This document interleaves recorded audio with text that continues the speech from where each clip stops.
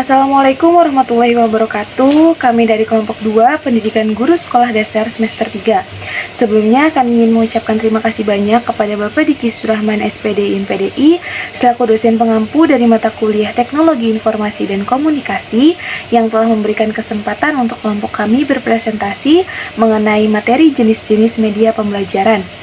Baik, langsung saja kami akan memaparkan materi tersebut. Baik, terima kasih kepada moderator kelompok saya yaitu Aisyah Syabani. Selanjutnya ke materi, izinkan saya untuk memperkenalkan diri terlebih dahulu. Nama saya Mona Lisa dengan NIM 050 120 1022. Materi yang kami bawa yaitu jenis-jenis media pembelajaran. Di sini ada 5 jenis media pembelajaran yaitu 1. Media audio, 2 visual, 3 serbaneka, 4 fotografi, 5 peta dan global.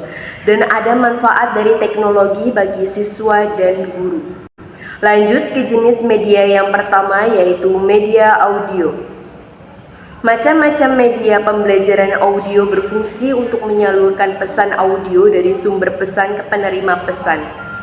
Media audio berkaitan erat dengan indera pendengaran. Dilihat dari sifat pesan yang diterima, media audio dapat menyampaikan pesan verbal, bahasa lisan atau kata-kata maupun nonverbal bunyi-bunyian. Contohnya seperti radio, telepon, laboratorium bahasa, dan lain sebagainya. Kedua, media visual. Macam-macam media pembelajaran visual adalah media yang hanya mengandalkan indera penglihatan. Jenis media pembelajaran visual menampilkan materi dengan menggunakan alat proyeksi atau proyektor.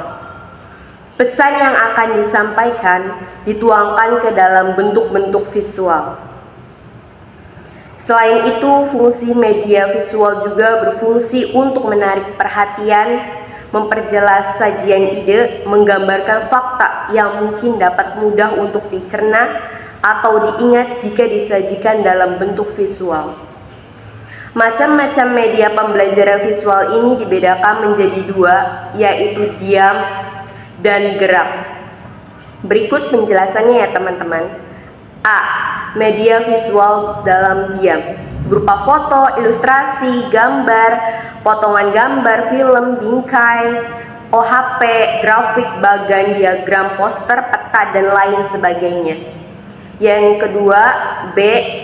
Media visual gerak berupa gambar-gambar proyeksi seperti film bisu dan lain sebagainya.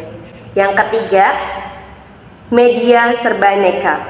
Macam-macam media pembelajaran serbaneka merupakan suatu media yang disesuaikan dengan potensi di suatu daerah seperti di sekitar sekolah atau lokasi lainnya atau masyarakat yang dapat dimanfaatkan sebagai media pembelajaran.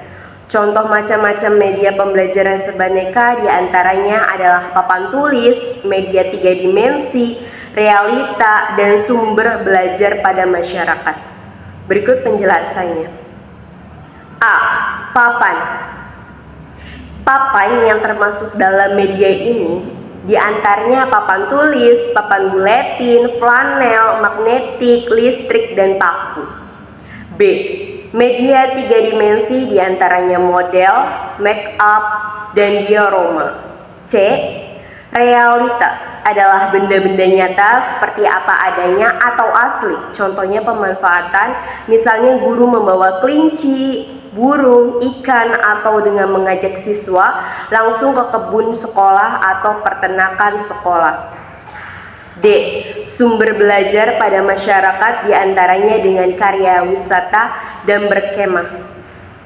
Baik, terima kasih, begitu saja yang dapat saya sampaikan untuk jenis-jenis media yang keempat dan kelima akan disampaikan oleh teman saya yaitu Gita Asri Safitri. Kepadanya saya persilahkan.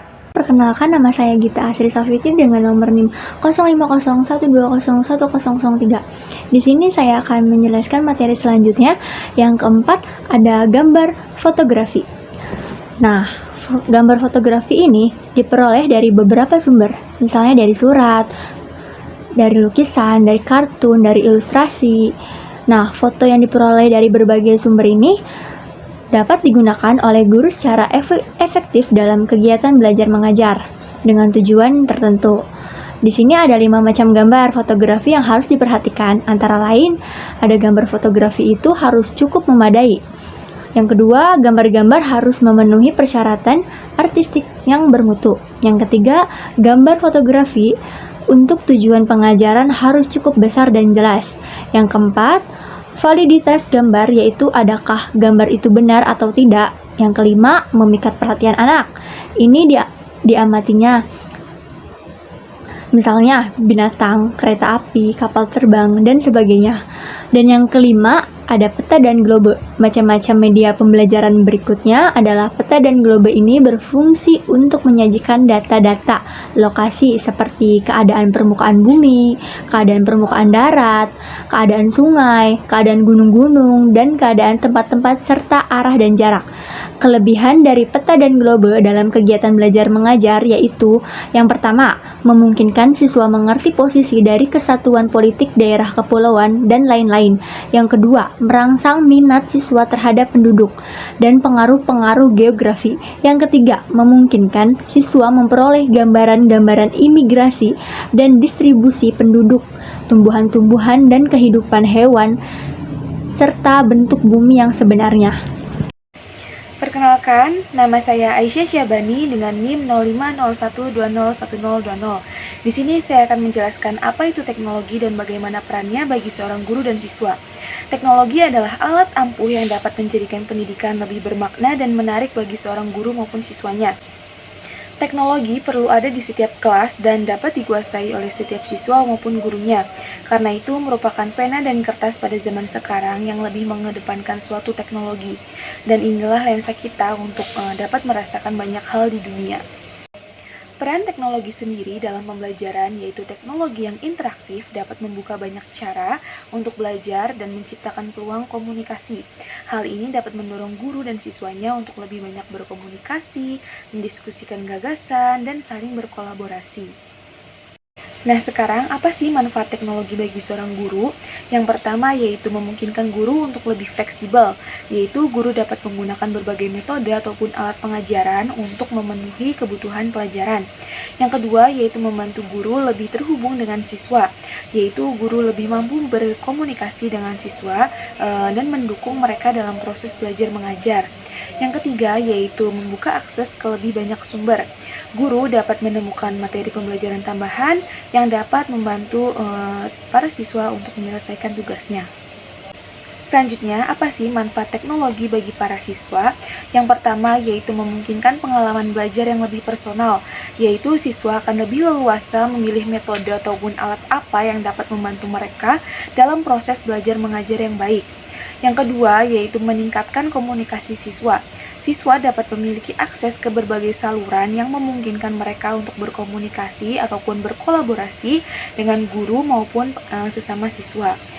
Yang terakhir yaitu yang ketiga membantu siswa bersiap untuk masa depan.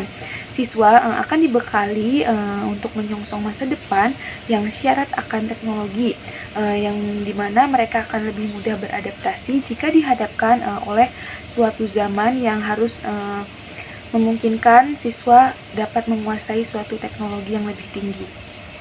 Cukup sekian materi yang dapat kami sampaikan. Kurang dan lebihnya mohon dimaafkan. Wassalamualaikum warahmatullahi wabarakatuh.